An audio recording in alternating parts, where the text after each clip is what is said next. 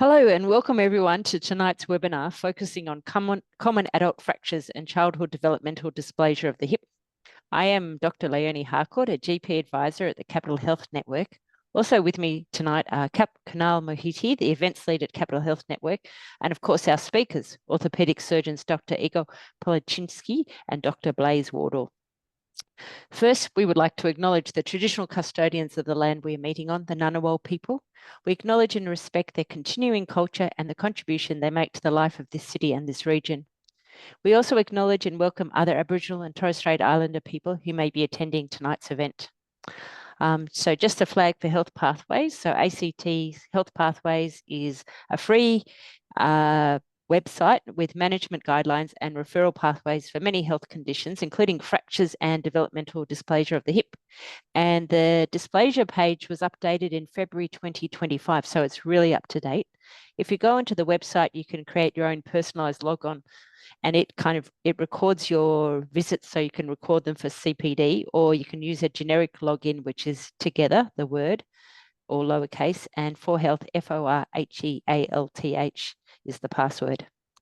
So all participants have been muted, and if you have any questions, type them into the Q&A section on the Zoom panel, and we'll have a Q&A session after both presentations. You can self-report 1.5 hours of educational activities to your CPD home, and we'll send you out a certificate after the presentation. And so now over to the important bits, which is the presenters. So our first presenter is Dr. Igor Policinski. Igor's work focuses on treating conditions related to the hand, wrist, elbow, shoulder, and to trauma. He holds fellowships from the Royal Australasian College of Surgeons and the Australian Orthopaedic Association. To further enhance his expertise, Igor has completed several international fellowships. He trained in hand and microsurgery at the renowned Christine M. Kleinert Institute in Louisville, USA, and refined his shoulder surgery techniques in Florida in USA and in Nice in France, so all over the world. He also undertook an in-training fellowship in pediatric orthopedics at Shriners Hospital for Children in Portland in the USA, and gained significant experience in hip and knee arthroplasty in Wagga Wagga, where he completed an Australian Orthopaedic Association recognised fellowship. These diverse experiences have greatly expanded his knowledge and understanding of orthopaedic care. In addition to his clinical work, Igor is dedicated to advancing the field through research and education, and thus kindly presenting tonight. He actively shares his knowledge with junior doctors, registrars, and other healthcare professionals through lectures and training. He currently practices at Brindabella Orthopaedics in Deakin, where he offers comprehensive upper limb care to private, public, DVA, and workers' compensation patients. So thank you very much for speaking with us tonight, Igor. Thank you, Leonie. Thank you for having me today. So I'm going to talk about common adult fractures, and just give a general overview for general practitioners how you can manage these fractures. Okay, so I think Leonie has already introduced me, so this is sort of my background, but I'll talk a little bit about the prevalence of fractures and why is it the leading cause of disability and hospital admissions in adults. And we'll talk a little bit about the aging population as well, and the neck of femur fractures. So I want to focus on key aspects like falls in the elderly, as well as osteoporosis and trauma patients that we see here at Canberra Hospital quite often. And you've noticed as well, there's an increased trend in patients coming in with fractures to your general practice as well. So the fracture mechanism, okay, I'll briefly talk about that. So we can recognize patterns of fracture in patients, whether they're bending or compression or torsional type of fractures. They become either a spiral, a transverse, oblique, or butterfly type of fractures. And these fractures can be then classified. And classification is something that we use in orthopedics quite extensively. And the fracture pattern, from the fracture pattern, we can recognize what the treatments and what kind of treatments we can offer the patients. So when we classify fractures, we can say they're either open or closed, whether there has been a breach in the skin. This can happen from a fracture piercing the bone from inside out, or by an external force like a laceration where the skin is breached, or they can just be closed and without any abrasions or lacerations. Then we have displaced or non-displaced fractures. These are bone fragments that sometimes get malaligned, and that also determines the type of management we can offer. Simple or comminuted. So simple fractures, a hairline fracture or a transverse fracture, or comminuted where there's multiple fragments. Now, there is some other fractures, more pathological or traumatic type of fracture where you can see, bone cysts, like here on the right, you can see a large radiolucent cyst or a lesion and a fracture, and those are pathological type of fractures. I'm not going to go too much into those as they're a little bit more complex. So why do we classify these? So it's primarily to communicate better, but it also gives us a sort of a guide to what the treatment will be, and it helps us plan the type of operation we're going to perform. But it also gives us outcomes, so we can predict what the outcomes are going to be for patients, so we can tell them, what's going to happen in in a few years' time. Also, we can assess how severe the fracture has been, how much force has gone through the fracture, and then we can monitor the fracture by taking X-rays and seeing whether they're going to recover, and what the normal time of recovery is. It's also important for research and outcome analysis and for legal documentation. So common classification systems. So we use the AO classification, which is a very complex classification, and I'll go through that a little bit. But most of the time, we just classify them from simple classifications like the Weber classifications, or Potts or Garden, or Salter-Harris classifications. These are more dedicated classifications to each type of fracture, such as a proximal humerus or an ankle or a distal radius. So the AO classification is very complex. You can see each bone has its own number, and so it's great for research because we can pretty much divide the bone into 3 fragments or like segments, and then each segment has its own patterns. So it's great for research because we can really hone down and find out like what type of fracture this was and divide them into subgroups. But it's not very good for communication. It's just too complex. So you wouldn't be able to remember all this. So when we talk about, for example, distal radius fractures, we've got the Colles fracture, which is a dorsally angulated fracture, or a volar-Barton type of fracture, which there's a fragment of volar lip of the radius that has fallen off, and a Smith's fracture. It's like a Colles, but it's gone the other way, and then Chauffeur's fracture. So these are easy ways of understanding what type of fracture somebody has, and it's great for us to communicate with registrars, CD staff, and ourselves. So what happens with the fracture when it occurs? So healing is really important because that dictates the treatment and also the rehabilitation of the fracture. So the initial response when to break something is that there's a hematoma that forms. So it starts, everything bleeds. There's a large hematoma that forms, and it provides a scaffolding for the healing process.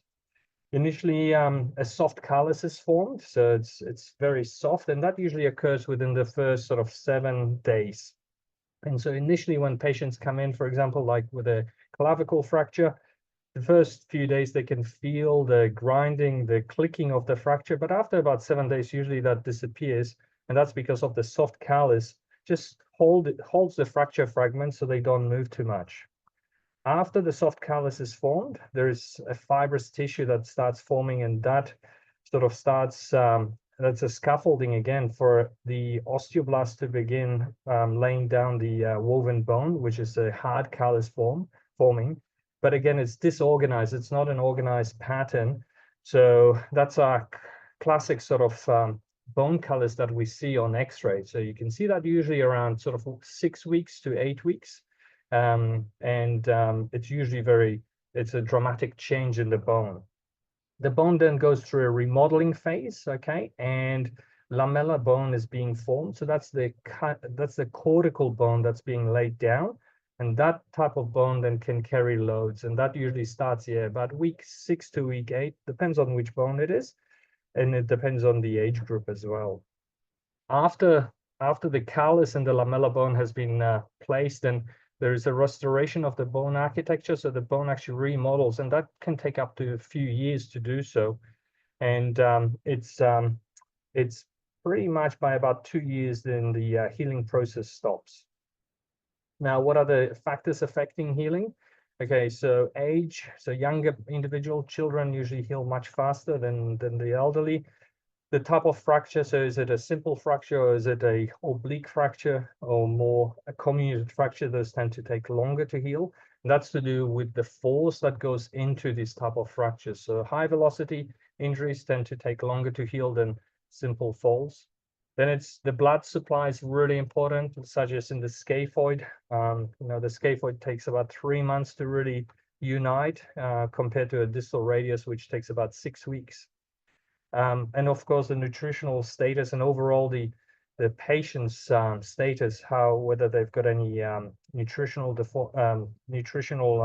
they need any nutritional support, or whether they have some deficiencies in healing or underlying conditions such as rheumatoid or chronic renal disease. Now, let's talk a little bit about fracture management. So the main part, I guess, in a GP sort of practice is you want to see if you do see a patient, you want to see whether you can manage the patient or not. And I feel that the main thing is to have a look at the alignment. So if the alignment of the bone is normal, it's anatomical, then you most likely be able to manage the patient non-operatively, put them in a splint or a cast or a boot or a sling, and the fracture will heal. All fractures heal if they just need time and they need a little bit of, and they need alignment. If they displace though, then we can look at open reduction or a closed reduction to try to bring them into the right alignment, okay? But all fractures need then some type of immobilization. So either with cast splints, braces, or an internal fixation, like a plate, a screw, or if they wide open or they contaminated, then we put external fixators. Now, normally the immobilization period is approximately 6 weeks, whether it's lower limb or upper limb. You can add 2 weeks extra for lower limb if you want to start weight bearing, but normally it's about 6 weeks. It's very important as well, pain management. Patients, if they have quite a lot of pain, they will start taking the splints off and they feel uncomfortable, and the management derails from the ordered management, which basically means to keep it immobilized, and pain management is really important. And when you rehabilitate the patient, okay, it takes about 4 to 6 weeks after the cast comes off, and about 8 to 12 weeks for lower limb fractures. So what are the sort of common complications that we can expect after fracture management? So for non-operative management, so if you put somebody in a cast or boot or a sling, they can get a delayed union or a non-union, okay? They can have persistent deformity. So if they shift, if there's a malalignment, that can happen. They can get stiff, okay? And they can get post-traumatic arthritis, especially if it's a intra-articular type of fracture. And very rarely they can get avascular necrosis. If you operate on these patients, then we see all the above, but we also have hardware complications, okay? So plates being prominent or breaking or screws inside the joint, infections, and we can damage nerve or vascular injury whilst doing the operations. Lower limb patients are at high risk of DVT, and upper limb patients get quite common CRPS, but lower limb patients can also get CRPS. The most common fractures that we see is distal radius fractures, neck of femur fractures, vertebral crush fractures, ankle, proximal humerus, and clavicle fractures. So I'm not going to talk about all of them because I'm going to sort of run out of time, but I'll talk about distal radius, neck of femur, and ankle fractures because those are the most common ones. So distal radius, okay? So Usually they present with a fallen and outstretched hand, but they can be also associated with high velocity trauma, such as motor vehicle accidents or motorbike accidents. With those, however, they usually present with other ligamentous type of injuries, such as chauffeurs or scapholunate injuries. They have a characteristic sort of dinner fork deformity, and you can see that on the right. And there's usually swelling and bruising and loss of motion due to the pain. So the X-ray correlates to this fracture, so you can see how angulated and the dinner fork deformity that they get. And investigations, well, the primary investigation is X-ray. CT scans are useful, but primarily for us surgeons to plan the surgery or to diagnose subtle type of fractures. And then MRIs are important to look at ligamentous structures or soft tissue injuries. Now, when we look at the X-rays, okay, we have a couple of inclinations or radiological lines that we look at, and that's called the radial inclination. So basically the slope of the radius. So you look at that. If they've lost the slope, just like here at the bottom slide on the left here, then that means that needs to be operated on. If they shortened, so the radial height has been lost and the ulna stays the same, but the radius has dropped down, then again, that's another indicator for surgery. And the most common one that sort of everyone looks is the dorsal angulation, which normally is volar, but when you get a Colles fracture, you have a dorsal angulation, and that is also another indicator for surgery. So management for distal radius fracture that are undisplaced, these can be managed quite easily with a splint or a cast for 6 weeks. Then the most important thing I think is follow-up. So re-X-ray them in 1 or 2 weeks, because they tend to move. If they move at 1 week, they'll probably move at 2 weeks, and you're better off referring. And then they shouldn't drive for approximately 6 weeks until they're out of the cast and splint and start weight bearing.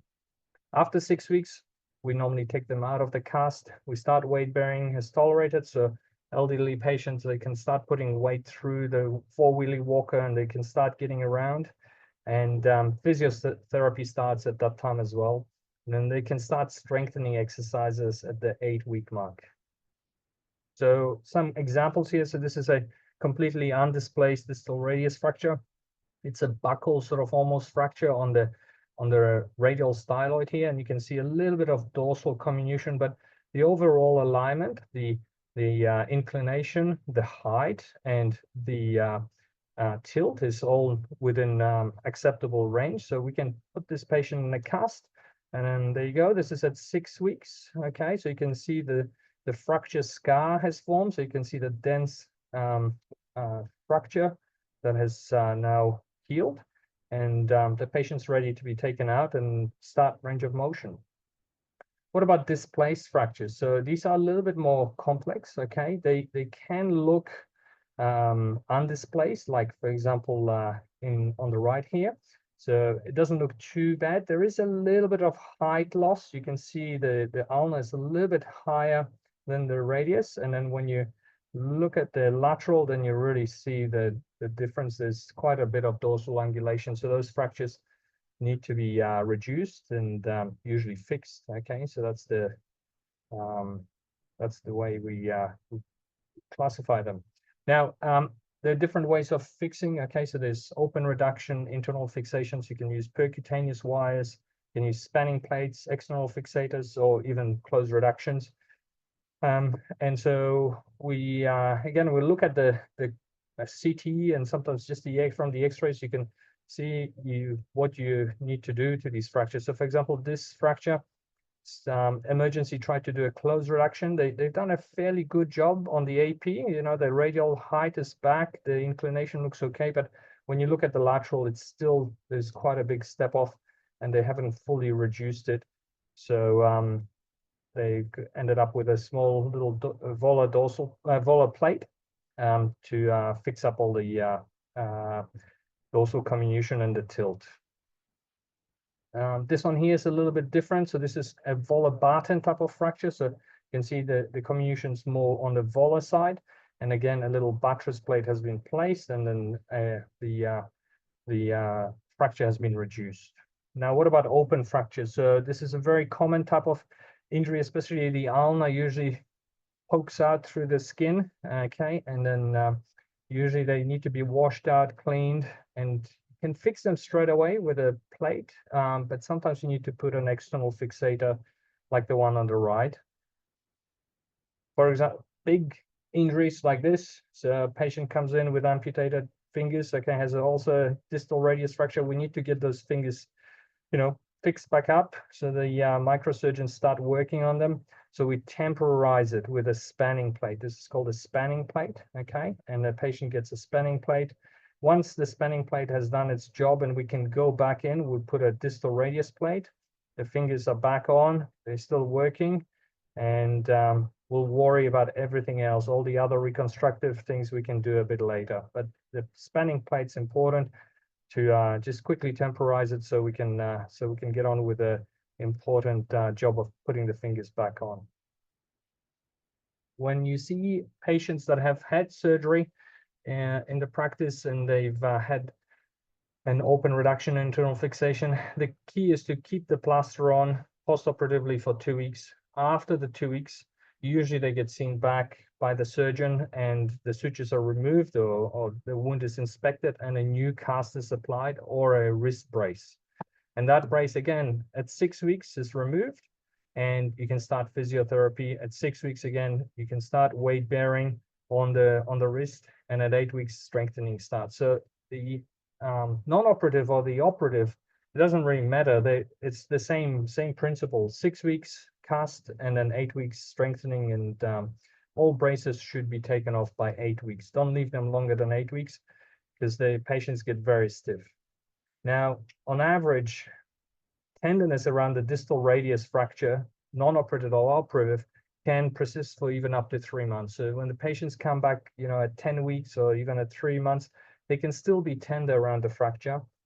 Swelling can take up to 10 months, okay, so a long time. And so that restricts usually the range of motion. So once the swelling has settled down, usually the range of motion comes back. And sometimes, in a lot of patients actually, stiffness in the wrist can take up to 12 months to resolve. And if it's a bad fracture, sometimes the stiffness persists for life. But generally, if a distal radius is well aligned, okay, the fractures do well, just immobilize for 6 weeks and then start range of motion. If you're worried about the fracture shifting or it's collapsing, then refer early, because we have about 2-3 weeks to really fix them.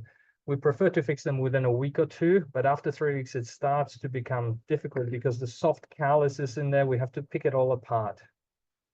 Distal, so displaced and intra-articular fractures like the one on the right, those need to be fixed, and undisplaced fractures can shift. So yeah, just check the X-rays at 1 or 2 weeks, okay?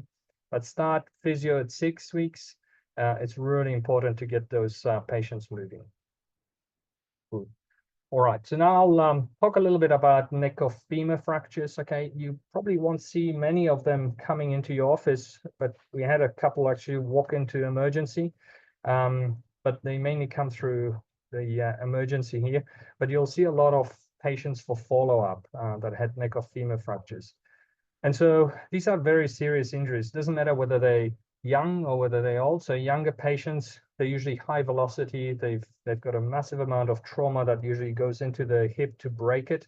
And so these are serious injuries. And for elderly, they're fragility fractures, and that's very serious for them as well, because the patient's recovery is quite prolonged. It takes them about 12 months to really get over the fracture itself. They typically present to hospital, but they can sometimes walk in. We had a few, and there is a very high complication rate and mortality rate, especially in the elderly. Okay, so the incidence has doubled every decade over 50. Okay, and in Australia currently we're spending about 750 million on hip fractures. That was 2020 a record. So there's a huge amount of money that's being put into neck of femur fractures for these patients. Okay.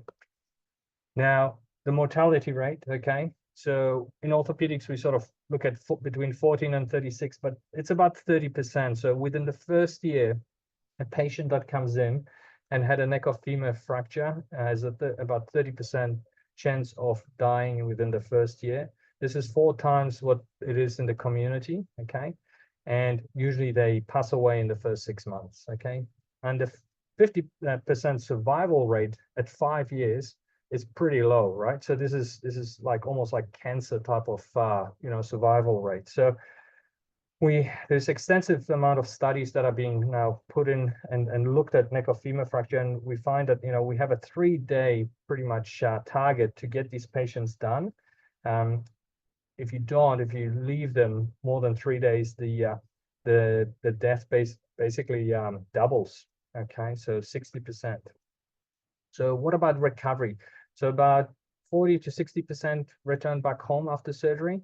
About 20% become non-ambulatory. So even though they were walking before, they become bedbound, and about 40% of these patients can end up in a nursing home, even though they lived independently prior to the fall.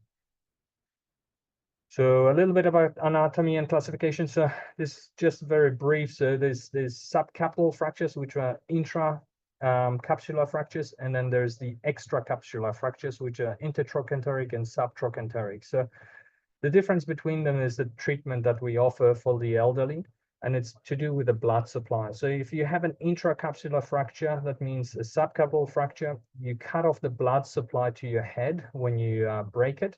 And so the chances of the head surviving after surgery is about 70%. So 30% of these fractures tend to collapse, and you'll need to undergo a second operation.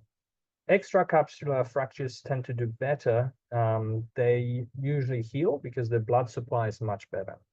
So subcapital fractures require surgery pretty much immediately for the young, okay? So within 6 hours. Otherwise, if a young person comes in and doesn't have it fixed, then the avascular necrosis goes up, and they'll need a hip replacement, as the head will collapse eventually. With the elderly, it's a little bit different. We know that there are quite high rate of AVN, so we opt for a hip replacement, either a hemiarthroplasty or a total hip replacement. If the fracture is minimally displaced, sometimes we do fix them, because that gives them a better we know that it gives them a less chance of AVN, about 10% on. Okay. Now, the types of fixations that we have for our neck of femur fractures are cannulated screws, dynamic hip screws, short nails, long nails, different types, and I'll go through them just quickly. And replacements, we have either hemi, so just half of the hip gets replaced, or a total, the acetabular side and the broken femoral side. Okay. Preoperatively, we make sure to get them in within 36 hours, okay? The LA is really only acceptable if we're stabilizing the patients. We give them enough analgesia, nerve blocks, and traction do help, okay? And we have extensive neck of femur protocols in the hospital developed for these patients. So for the subcapital, so intracapsular fracture, this is the Garden classification. So you can see type 1 here in the top left corner. It's an impacted type of fracture. Okay, so these tend to survive. About 90% will unite. However, the ones on the right, Garden 4, has a very high chance of AVN. So we offer a hemi or total hip arthroplasty. Okay, so again, this is for younger patients. So if they're young and well and good bone quality and everything's okay, we try to get these done within 6 hours to save the head. And we occasionally do them for very severely ill patients, so patients that don't have much to live and are palliated, for example. We can put these under local anesthetic just for analgesia and pain relief. And again, prognosis: 10% for undisplaced and 30% of displaced get avascular necrosis. So these are the arthroplasty range that we have. So we stopped using the Austin mold, which is here on the left. In the center, you can see that's a hemiarthroplasty. So the socket and the ball is shiny, so it just articulates with the acetabulum and the cartilage is preserved. And on the right is a total hip replacement, and that's the acetabulum gets exchanged as well.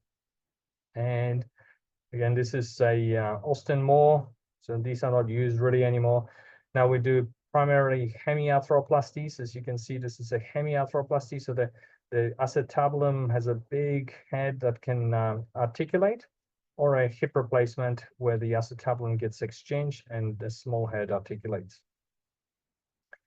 All right, I'll go through the extracapsular ones. So the or DHS, so dynamic hip screw, or proximal femoral nails. Okay, so dynamic screws, these hip screws are called dynamic because they actually compress. So the barrel inside compresses, as seen on this picture, and compression leads to healing. So we want them to start walking on it, and we want them to compress the fracture when they're weight bearing so that the fracture heals.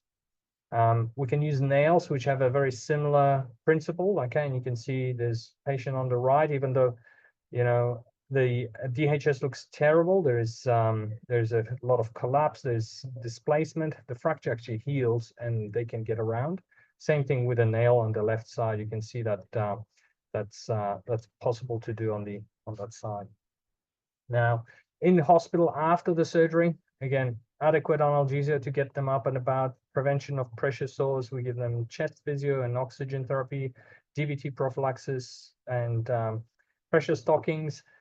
They don't really have to have pressure stockings on discharge. There's been some studies to show that actually they're not that great. Patients can slip and fall because the stockings are slippery. So we try not to do it too much. So, but they can have special calf compressors now.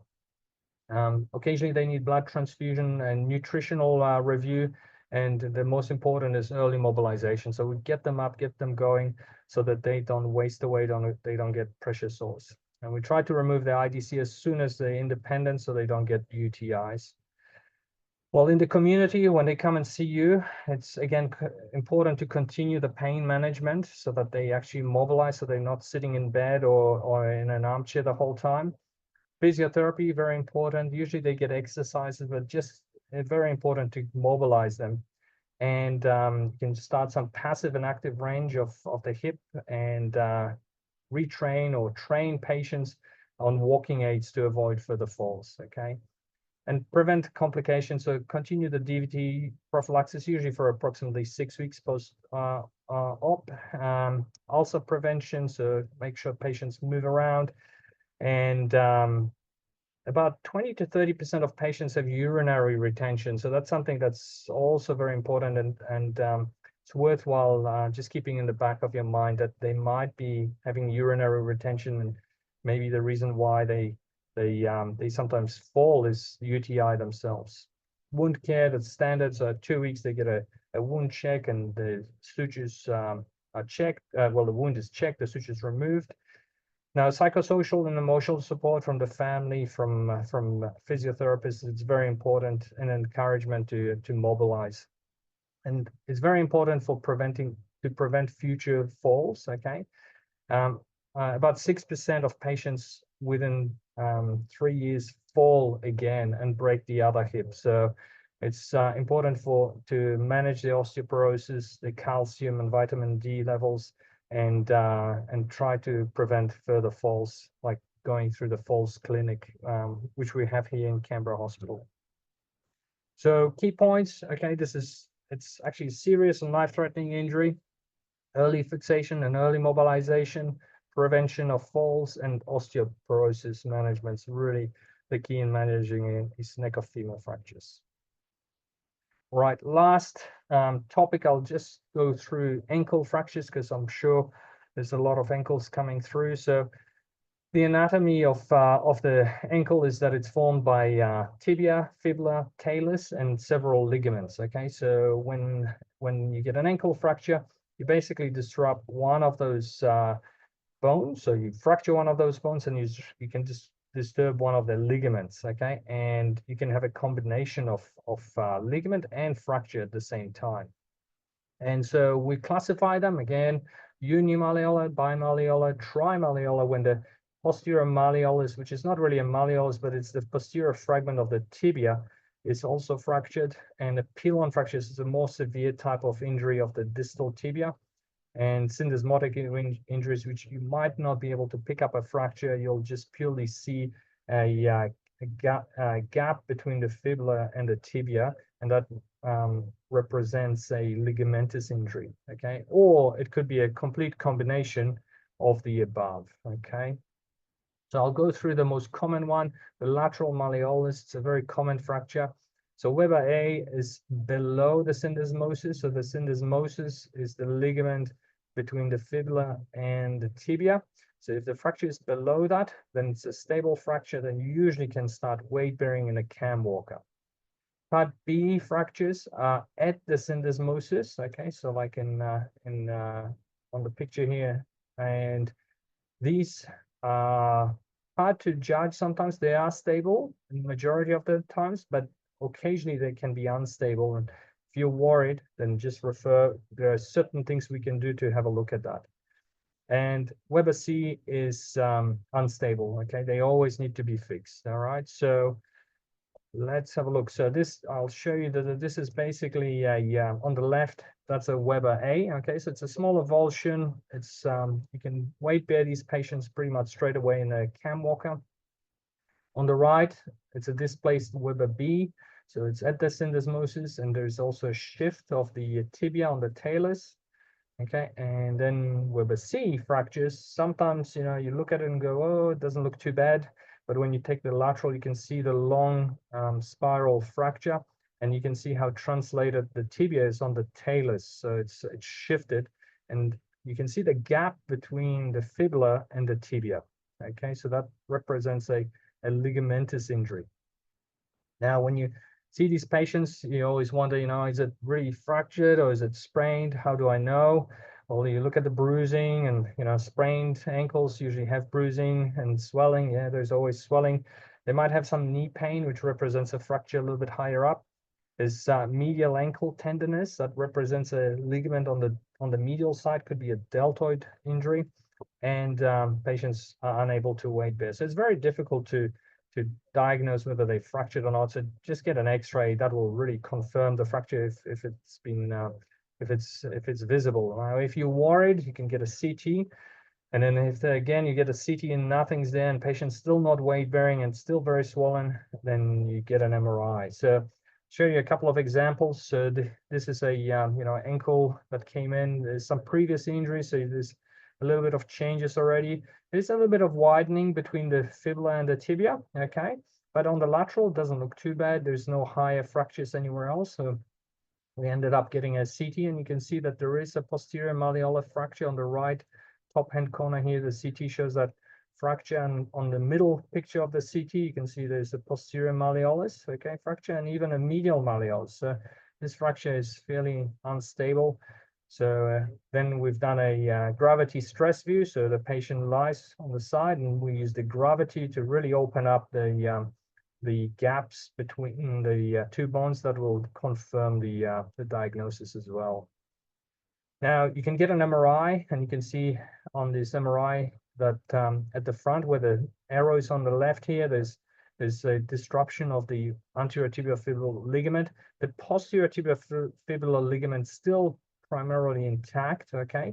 But again, there's a fibulocalcaneal ligament is gone. So these usually mean they're unstable and they need to be fixed, okay? And this is the confirmation. So the patient went to theater, we screened it, we stressed the ankle under an anesthetic, and it opened up both on the medial side and on the in the syndesmosis, and they got tight ropes. These are called tight ropes, but there's different ways of treating them. You can treat them with screws or tight ropes.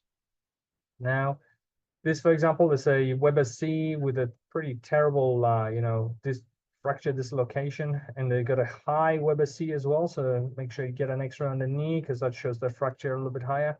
Try to reduce it. Very unstable. Okay, you can't reduce these fractures, and if they're and basically got it's called a hindfoot nail. Okay, so this is a designed for patients who are primarily nursing home patients, don't mobilize too much, and we sacrifice the ankle, but we give them stability so they can walk on it pretty much straight away. This is a more classic type of fixation. So patient has a Weber C with a medial malleolus, has 2 screws on the medial side, a long plate spanning the fracture of the fibula, and 2 syndesmotic screws, and it's unlocated. Just needs a bit of time to heal. Usually these type of fractures take approximately 3 months to heal. Same thing with this. This is a newer type of technique. There's a nail for fixing these fractures, but it works the same way like a plate. So postoperative management of these fractures. Okay, so keep them non-weight bearing. If they're stable, you can partially weight bear, or even weight bear is tolerated. This is still quite controversial. Each surgeon has their own ways of managing these, and you'll get different sort of postoperative plans for these patients. But if you're worried, just non-weight bear them for 6 weeks and they'll be fine. Okay, DVT prophylaxis, 6 weeks, because there's a high chance of DVT development. Up to 20% can get a DVT, and there has been reports of fatal PEs as well. Removal of sutures and clips of wound care, 2 weeks, and then either a full cast, waterproof, or a boot for another sort of 4 weeks. So 6 weeks in total, but all casts and boots need to be taken off at 6 weeks. Start ankle range of motion, progress to weight bear, and then start some wobble board exercises, which is this here on the right. And there's a question mark, whether we do these removal of syndesmotic screws. Personally, I do, because I feel that they get a little bit more dorsiflexion, and I do that at 3 months. I remove the syndesmotic screws. So key points, okay. So simple fractures such as Weber A or B's can be managed in a boot or a cast. You can start walking them, start weight bearing them, and just partially or full weight bear fracture if it's stable.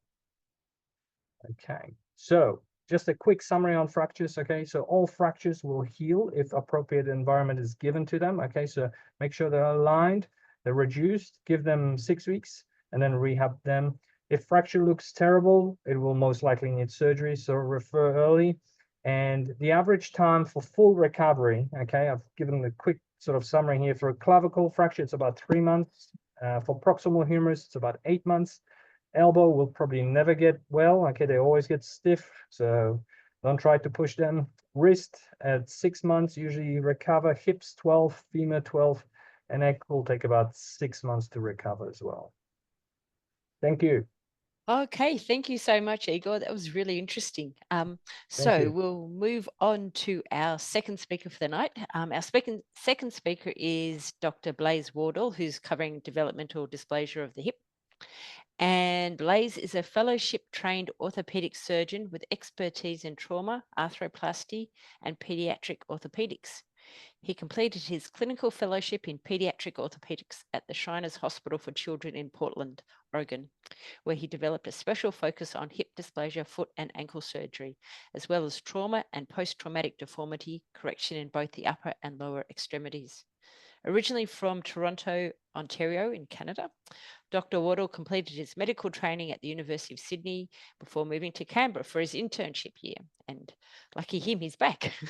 So during this time, he became involved with the orthopaedic department and decided to stay in Canberra, where he began his orthopaedic training in 2017. He later worked as a trauma fellow in Canberra before completing a hip and knee arthroplasty fellowship under the guidance of Professor Paul Smith. In February 2025, Dr. Wardle returned to Canberra Health Services as a trauma and pediatric orthopedic VMO. He is focused on developing public pediatric orthopedic service to better serve the community and ensure access to high quality care for young patients. And that would be great because DDH is a hard refer in Canberra. So thank you very much for tonight and for your intentions. Over to you, Blaise. Thank you for the introduction. Sorry, my presentation is quite dark, so you might not be able to see my face. It's a lot darker in the room with my presentation. I fortunately have a slightly smaller topic to cover than all adult fractures. I'm just going to talk to you guys about developmental dysplasia of the hip. And more specifically, I guess, what you as GPs can do to help diagnose and get these patients the treatment that they need. So DDH is a spectrum of disorder. So sorry, just to interrupt, we can't see your slides at the moment. Oh, yeah, sorry. That's all right. I made it dark, but I didn't share my screen properly.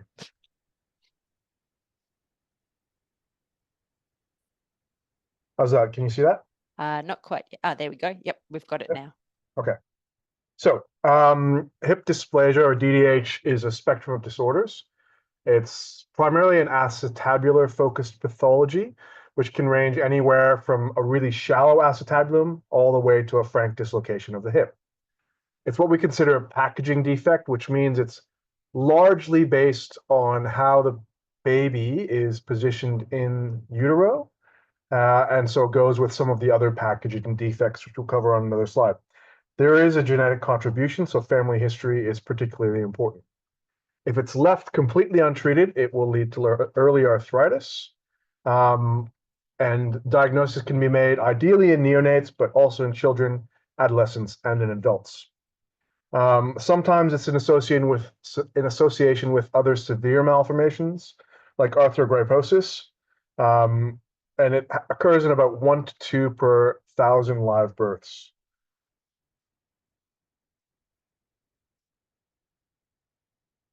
Okay, so the typical associations, these are the packaging defects. Congenital muscular torticollis, so if you have a kid who can't really turn their head all the way in one direction, or seems to always have a little bit of a tilt to their head and always look in one direction, that might be a cause of it. Plagiocephaly, so a flat head, so it goes along with torticollis. They tend to keep their head in one position. Planovalgus feet, so that's, you can see feet that are sort of plastered into dorsiflexion all the way onto the anterior tibia at times. Extension contractures of the knees, metatarsus adductus, and slightly controversially, club feet can also be associated, or talipes equinovarus. The atypical ones, which we're not really going to touch on, are things like arthrogryposis, sacchalogenesis, and spina bifida. Those kids generally will be diagnosed in a much different manner and probably unlikely to be presenting to your practices for diagnosis. So the assessment for hip dysplasia should start in the neonatal period. Important to note, it can be present with completely no symptoms or signs. The most important risk factor to think about it is a breech position. So the longer a baby's in breech, the more likely they are to have hip dysplasia. Next is family history. So if their parent has hip dysplasia, they have 17% chance, and one sibling would be 11% chance. But I think if anyone comes to you with a cousin or an aunt who has hip dysplasia, you should have a relatively low threshold to investigate. And then along with the packaging is being firstborn, since there's less space with the first baby in the womb, being female, and oligohydramnios.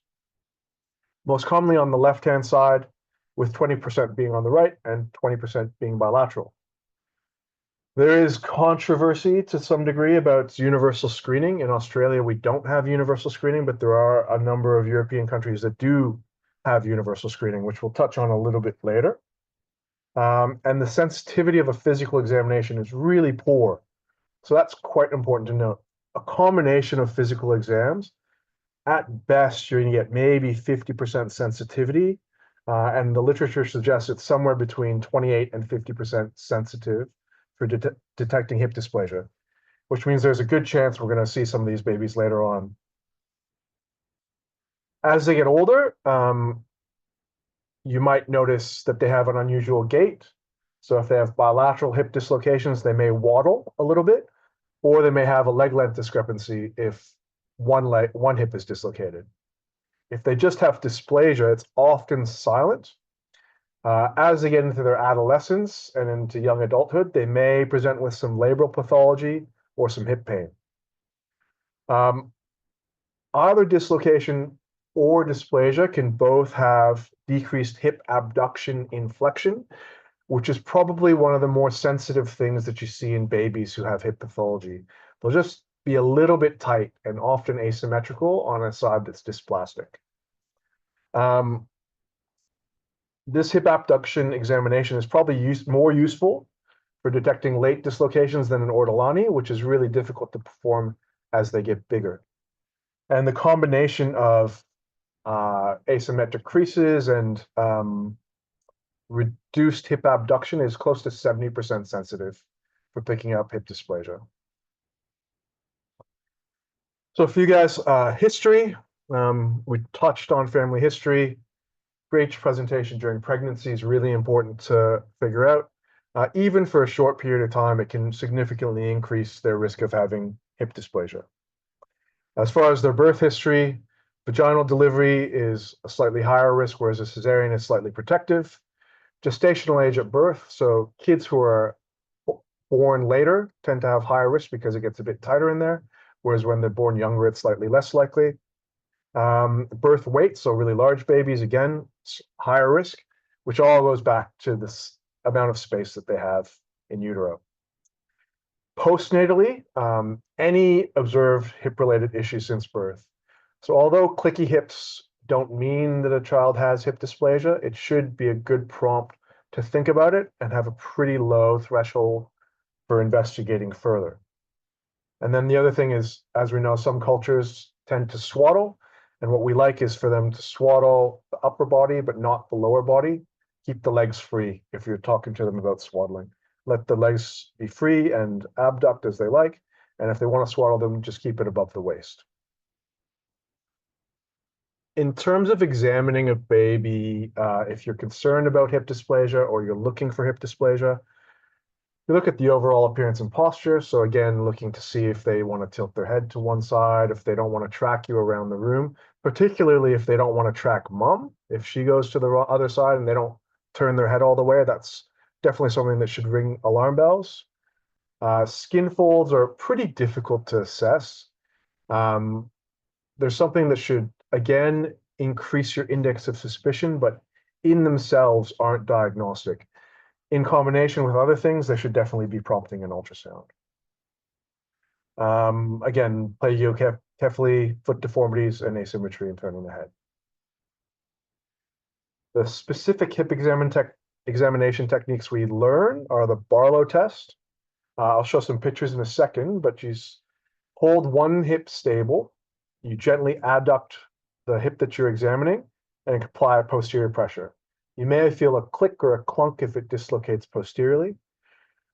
That alone is as low as 7% sensitive, so not a great test to try and check for hip dysplasia, up to 30%. Ortolani test so I think of Barlow as back, so you're pushing backwards, trying to dislocate at the hip. And ortolani is when you're abducting the hip and pushing forward to try and reduce a dislocated hip. And I think of it as, oh great, I reduced the hip.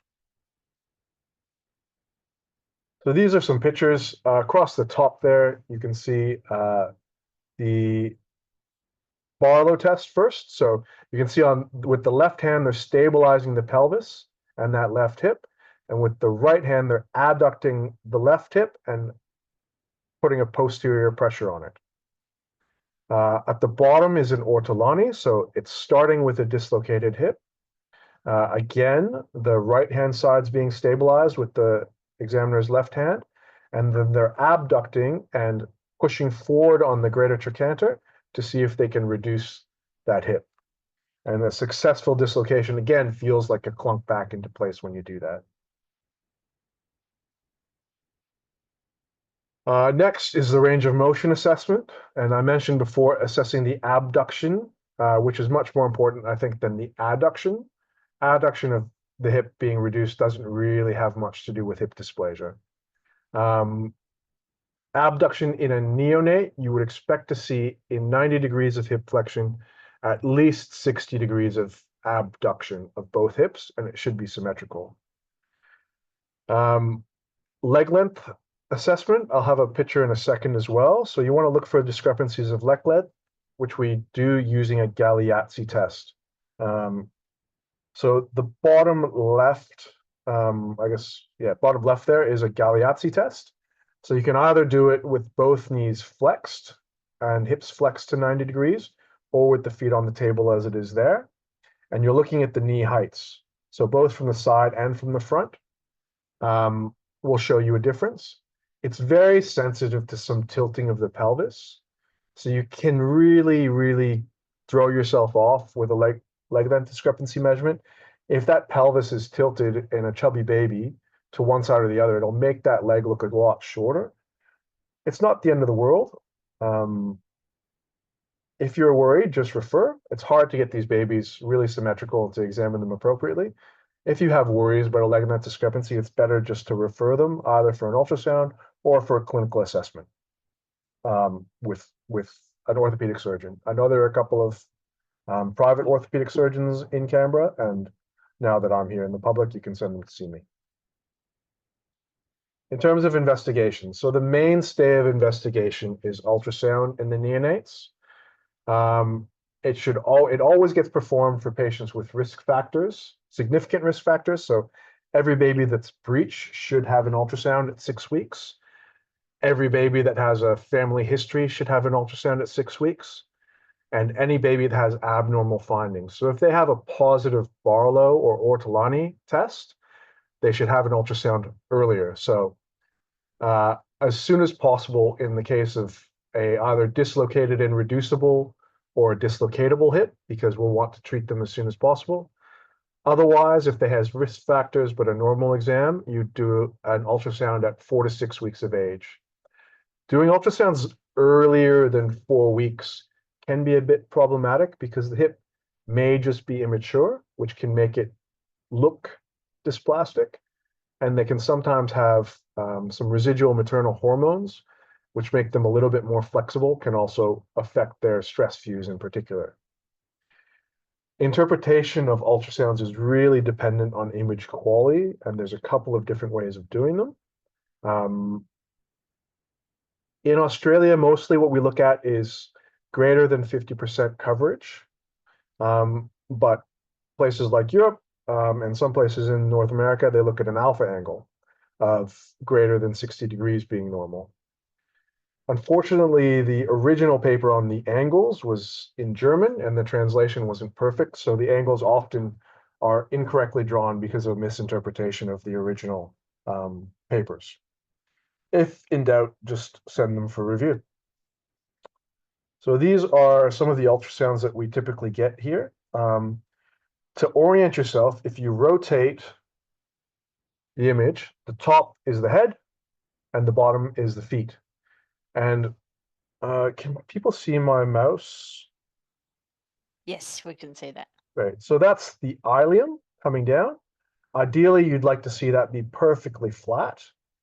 That's the roof of the acetabulum there, and that's the floor of the acetabulum. Over here is what's the triradiate cartilage, or the cartilage in the base of the acetabulum. And then over here, beyond the triradiate cartilage, you can see the other side of the pelvis, or the pubis. Drawing a line along there and measuring, you can see the femoral head here and the overall coverage. So this is a really well covered femoral head. I can see right into the base of the acetabulum. The ilium's pretty flat, and I can see the pubis here. So that's a pretty good quality ultrasound. I'm pretty happy to accept that coverage measurement as it is. This is another ultrasound. Also a pretty decent ultrasound. You can see the pubis, you can see the base of the acetabulum, a very flat line, but they've drawn the angles slightly wrong. The alpha angle here is actually really well drawn.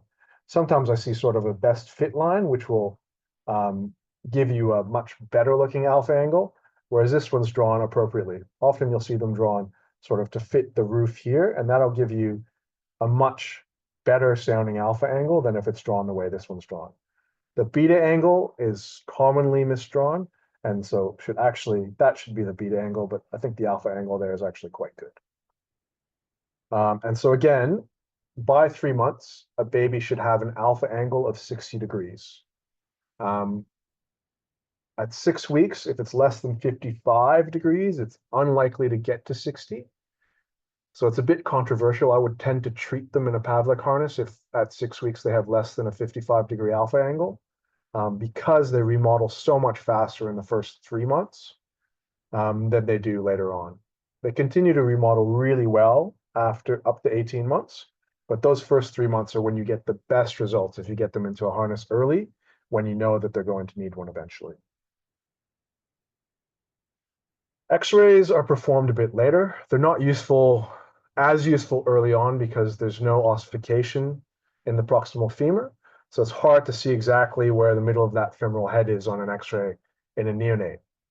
We start doing the X-rays when they start to get ossification, because the ossification actually makes the ultrasound harder to interpret because it causes an acoustic shadow in the base of the acetabulum. So from about 4 to 6 months of age, we start doing X-rays. And they should be an AP pelvis and frog leg X-ray, which allows us to assess both the position of the femoral head, making sure it's in the acetabulum, and the overall shape of the acetabulum. So these are a lot of the angles and things that we draw for the X-rays. The important ones to look at. So this is Hilgenreiner's line. It's drawn between the two triradiate cartilages, and it's a horizontal line. Using that in combination with Perkins' line, which is drawn at the edge of the acetabulum at the most sclerotic point, creates these quadrants in each hip joint. And what we want to see is the ossific nucleus in that medial lower quadrant. That hip's where it's supposed to be. It's sitting in the joint. As it starts to sublux and come out of the joint, it will translate into the outer lower quadrant, and then eventually into the upper outer quadrant when it's frankly dislocated rather than subluxated. The other thing you can see on this image is this femoral ossific nucleus here, so where the cartilage is starting to turn into bone, looks much larger than the one on this side, which is a sign that that hip's got some dysplasia. Next thing we do is we draw these angles, the acetabular index, which is drawn from Hilgenreiner's line up to the edge of the acetabulum, and we measure that to sort of assess progress and to see how steep it is.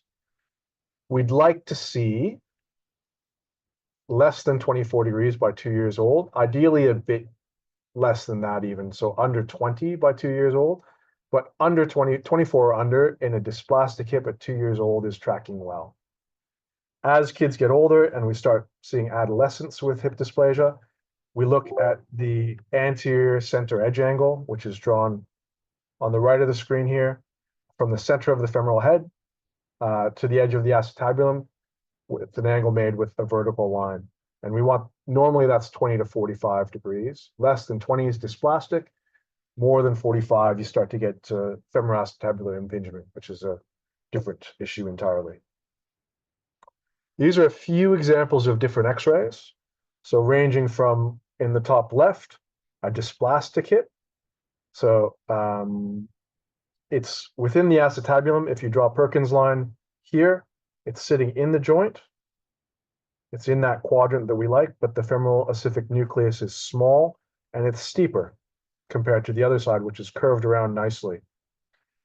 This is one that's starting to subluxate, and you can see the femoral ossific nucleus is sitting outside of Perkins' line there.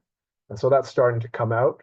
And that's something that I would take to the operating theater and put into a spica cast to hold it there for a few months to really push that acetabulum to remodel by holding it in a position to stimulate that angle to come down full time for 3 months. And then this one over here is starting to frankly dislocate and come up and out of the joint. So treatment gets harder the older the kids get. So that's why it's ideal to pick this up as soon as possible, and why I would get an ultrasound for pretty much anyone who's referred to me, even though we don't have universal screening. In neonatal kids, they just go into a Pavlik harness, which, although they may be a little bit frustrated for a week or so, they'd settle into pretty nicely. And then parents often find that they will flop their legs out and be ready to go back into the harness as soon as they've come out of it. In really bad cases in the neonates, we may need to do a closed reduction or an open reduction if Pavlik harness treatment is not successful. So we can try a Pavlik harness for up to 3 or 4 weeks in a kid with a dislocated hip to try and get it to convince it to go back in. If it's unsuccessful by the 3 to 4 week mark, then we'll abandon that and then plan for a closed reduction or even an open reduction if we can't get it back in closed in the operating theater. As they get older and start to grow out of Pavlik harnesses, they go into an abduction brace. I'll show you some pictures of all of these a bit later. Again, can have closed or open reductions, which is more common as they get older. So once they get to 4, 5, 6 months, they're more likely to need a closed reduction in a spicacast. Usually under 8 to 10 months, you can get it back in closed and don't need an open reduction. If they're really bad, they may need pelvic osteotomies. Different centers will do different ages, but I think for me, the safe weight to do a pelvic osteotomy is 15 kilos and at least 18 months old. Although I know at some of the pediatric centers in Sydney, they'll push that and go a little bit earlier. Once you get to toddlers and children, you're almost always talking about open reductions and osteotomies. And reducing these when they've been out for longer really increase your risks, particularly for things like avascular necrosis and long-term hip problems. And then once you get to adolescence, you do more complicated pelvic osteotomies for hip dysplasia. So this is a baby in a Pavlik harness. Typically, they're worn for 8 to 12 weeks. Sometimes if we get them on really early and they've got some mild dysplasia, we can get them out sooner, but usually about 2 to 3 months in a Pavlik harness. Initially, always 23 or 24 hours a day. I usually say 23 hours a day. We have some great physiotherapists here who are very good at teaching parents to take them on and off, and will help them with bathing. So they might get a break for an hour a day and then go back on. For the 24 hours a day, they're really not negotiable. I tell parents it's, some things kids don't like and you can relax a little bit. Other things are like seat belts and they just need to wear them whether they like it or not. And unfortunately, a Pavlik harness is one of those things.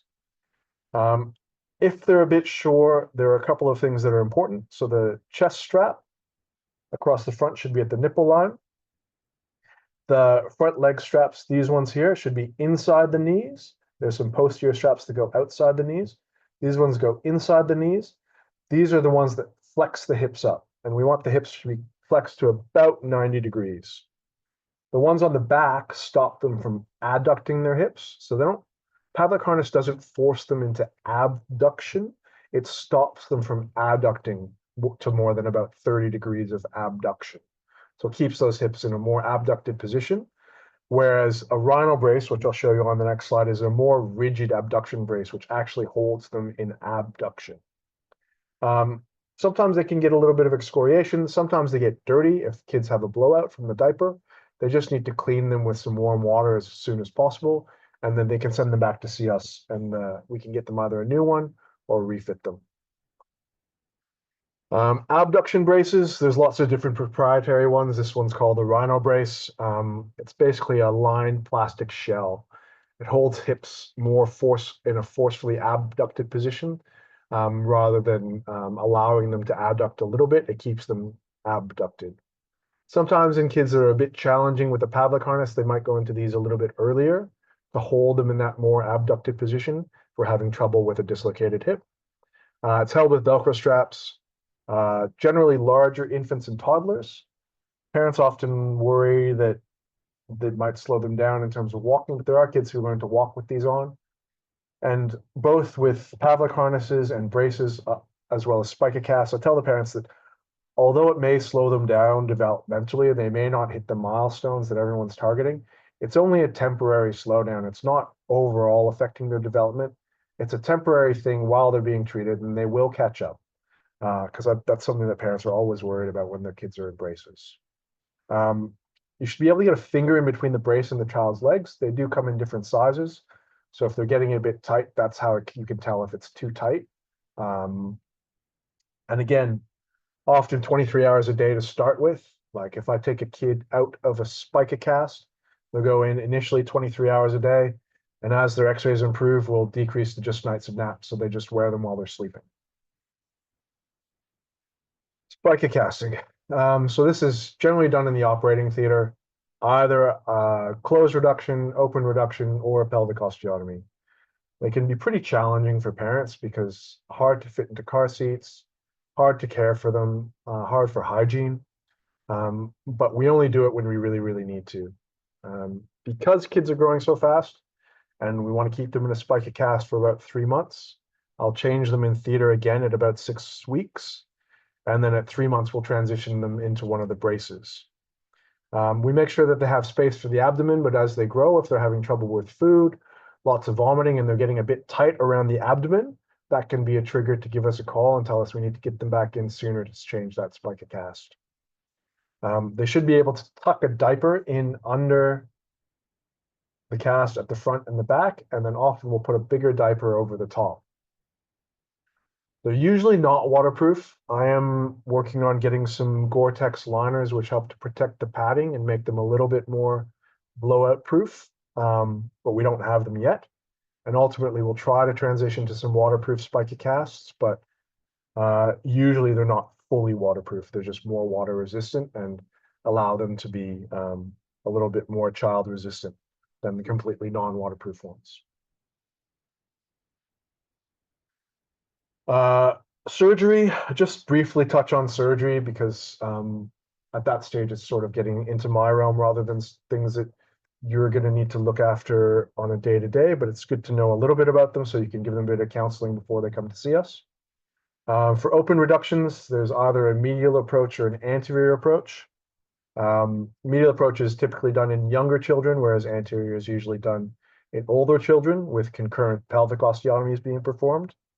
I mentioned before, the later we do these reductions, increase the risk of AVN. We never want to have to do an open reduction because the outcomes are just never as good as getting a hip back in closed or just in a Pavlik harness in the first place. If they're out for a really long time, we might have to shorten the femur as well to get the hip back in, because if you put it back in and it's too tight, that really increases the risk of AVN. In terms of osteotomies, there's a few different ones. The common ones are Pembertons or Salters, which are done in the young babies, which either reorient or reshape. They can be performed for residual dysplasia. So any child who's had dysplasia in the past, whether it was a successful treatment of Pavlik or anything, should be followed up, because about 20% will have residual dysplasia after a so-called successful treatment. This can continue to improve up to 4 years of age. So any kid who's been in a Pavlik harness, I like to see up to 2 years old. At 2 years, I do an X-ray. If they still have some residual dysplasia, I'd bring them back again at 4 years old. And if they still have dysplasia at that stage, I'd talk about doing a pelvic osteotomy to get them to where they need to be. But they can continue to improve, and it is common for them to have dysplasia even with previous successful treatment. And then after skeletal maturity, I mentioned complex periacetabular osteotomies. So this is essentially a Pemberton osteotomy. We make a cut through the pelvis to the triradiate cartilage, and we just bend it down and then wedge some graft in. In cases of a dislocation, this may come from their own femur if we do femoral shortening, or we may use allograft bone. The advantage of this, and this is my preference for a pelvic osteotomy, the advantage of this is it's an inherently stable osteotomy. It's an incomplete osteotomy. It bends through cartilage rather than completely cutting the bone. And then you put the wedge in and it actually is stable on its own. You don't need any internal fixation. You don't need to come back and take anything out down the track. Again, typically in a Pavlik harness, a spica cast for 3 months after a Pemberton osteotomy with a change at 6 weeks. And then transitioning into mostly nights and nap time rhino bracing. This is a Salter, which is, I don't know of any centers in Sydney that perform them routinely, but it's the other common osteotomy done in young children. And it's a complete osteotomy through the ileum, and then it's rotated through the pubic symphysis, which is why the obturator foramen looks asymmetrical, because they've actually rotated the inferior pelvis anteriorly to get better coverage. The downside of this is that it requires internal fixation, and the proponents of either will argue till they're blue in the face of what's better, but probably in the end, it doesn't matter because children remodel so well. It's just giving them a push in the right direction when they haven't gotten there on their own. So take-home messages. I guess for me, the earlier we can diagnose hip dysplasia, the better and easier it is to treat. It's easier for me as a surgeon. It's easier for the parents. It's definitely much easier on the child to have just a harness when they're a very small baby versus potentially needing surgery when they're older. I think we should all have a really low threshold for ultrasound. I don't, you know, if a friend of mine has a baby, I would tell all of them to get an ultrasound for their baby because, you know, the missed rates of dysplasia are not insignificant. The studies do have some controversy. You know, there are studies that suggest it's not cost effective on a population level, which is why we don't have it. What it basically demonstrates is if you have universal screening, you have lower rates of late detected dysplasia, which is a lot harder for everyone, but you have higher rates of overtreatment and higher rates of abduction bracing. I would argue that I'd rather overtreat a little bit and put more kids in braces than operate on more kids down the track. But unfortunately, in a public health system with limited resources, that's debatable as to whether that's more cost effective. Take home for that. If you're in doubt, just do an ultrasound. There's no harm. There's no radiation. There's no harm. Great. And yeah, we're building a pediatric public orthopedic service. So the referrals are still a little bit difficult. The hospital hasn't opened the external referral pathway to me, but if they're referred to the physiotherapists or the pediatricians, they still get to me. I'm still able to see the kids. That's very useful to know. Thank you so much, Blaise. That was really good too. So I thought, first of all, I'll just check, are there any questions in the live audience there?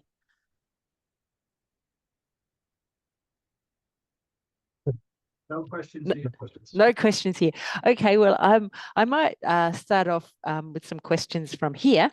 What's the risk of bone infections with the external fixators, like if you're leaving them in for a long time? That's one's for Igor. Okay, sorry. Yes. Yeah, it's if you leave them for more than 6 weeks, it actually increases quite substantially. So you don't want to leave them for, let's say, more than 3 months. Then you got to convert them to a different type of system. It's called a Taylor spatial frame, and we use a different pins. So they're HO coated, so they've got special coating, and they integrate into the bone. So the rate of infection, I would say it's probably about maybe 3 to 4% of just a simple pin site infection, okay? And any sort of major infection like osteomyelitis, it's probably less than 1%, okay? But it's more significant than internal fixation. So a GP is seeing a person with external fixation, they come in and they say, I've got irritation around the pin sites, maybe it's a bit red and weepy. Would we go straight for antibiotics or you can swab? No, yeah, I probably wouldn't swab. I'd probably start, if it looks really angry and red, send them back in. If it looks a little bit irritated, you can use a little bit of Chlorseek ointment, okay? That really helps, okay? Yep. But if you're worried, just send them back because we can have a look at them within a day or two. And so through the fracture clinic rather than through ED? yeah, through the fracture clinic, because they usually get followed up through fracture clinic. Like I only leave elbow X fixes or range of like special range of motion X fixes for 3 months. That's the longest I leave. Yep. Like if you're putting on a temporary X fix, it's about 2 weeks, you know, and then you take it off and you convert it down. Once the swelling has come down, once the soft tissue has settled, that's when we convert it to an open reduction internal fixation. Yeah. Right. Yep. Thank you very much for that. So some more questions. So again, this one's for you, Igor. So can you comment on the standard DVT prophylaxis after a neck of femur fracture? Some patients seem to be on aspirin only. Yeah, so we have, so in hospital, they pretty much all get Clexane, okay? When they go home, there is a number of like ways of treating them. If they've been in hospital for like 4 to 6 weeks, then you just start them on aspirin, but that's more like, you know, just give them an aspirin and they should be fine. But after 6 weeks, I don't think they need to be on any DVT prophylaxis unless they're high risk, then they go back onto whatever they normally take. If they are discharged, let's say after 2 weeks, they either get oral anticoagulation or Clexane, okay? And that goes on till the 6 week, okay? And then after that, They usually, elderly patients are usually on some aspirin or some other anticoagulant, and after 6 weeks, we can pretty much stop the anticoagulation for the from the fracture point of view, but just maintain it for, the other, like a anti-stroke or ischemic heart disease point of view. Right. Thanks. So this one's for you, Blaise. So are we seeing more late diagnosis of hip dysplasia in children with childhood migration from low or middle income countries? I think that's a hard one to answer. I don't know that I could really give a good answer for that. We probably saw higher rates during my fellowship in Portland. We saw definitely higher rates from areas that had less tertiary level care, particularly out in the country. There seems to have been, at least in the US, a much higher rate of late detection after COVID. We've seen a fairly big wave there. I can't really comment here because I've only been back here for a few months. Yep. So Yeah. couldn't really give you an idea of the trends here. Yeah. It was very useful to have a refresher on how to pick it up clinically, but it sounds like picking it up clinically is, challenging. Yeah. It's really challenging. Yeah. Yeah. I've got a question for Igor. So this is just my own clinical questions. I've had a few elderly patients. I had one come in with a spontaneous pubic fracture, no kind of reason for it, just came in with groin pain. I thought she'd kind of done an adductor muscle, so I sent her off to the physio, but turns out she'd fractured her pubic bone. And then I had another patient who'd been walking around with AVN of her hip for no reason. So those kinds of presentations are a bit challenging for GPs. Do you think that in both situations, just hop on an X-ray really quickly, or? Yeah, look, the pubic rami fractures, if it's a stress fracture, you might not pick it up for about 4 to 6 weeks. So you'll see some callus forming maybe at 6 weeks, but the first week probably or two, you wouldn't even notice it. So a bone scan would probably pick it up better.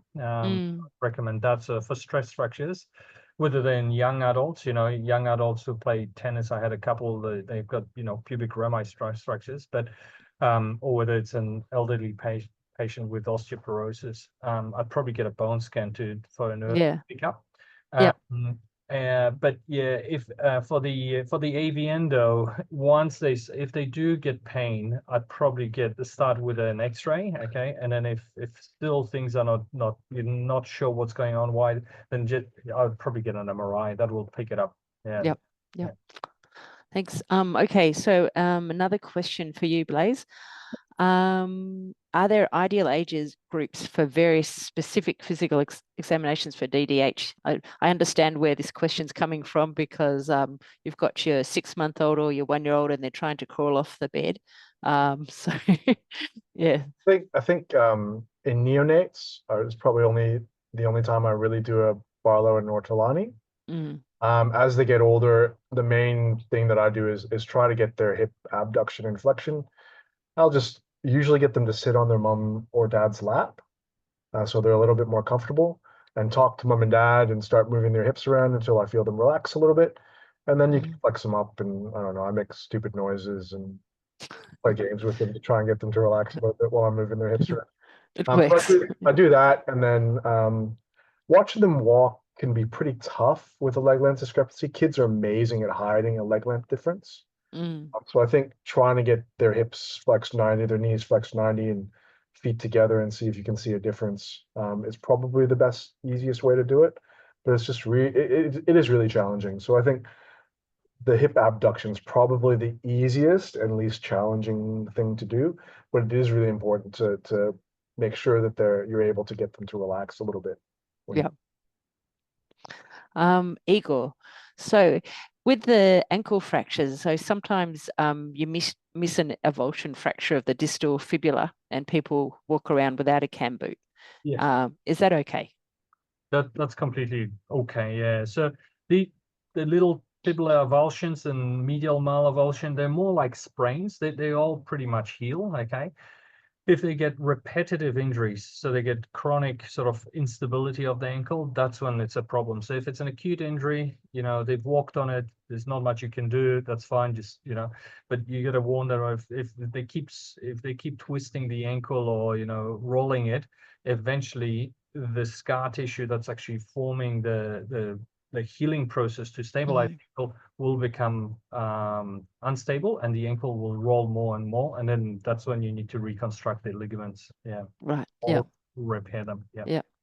And sometimes I'm not very good at examining ankles, but you see people like kind of try and compress the sides of the ankles to look for a syndhymosis kind of.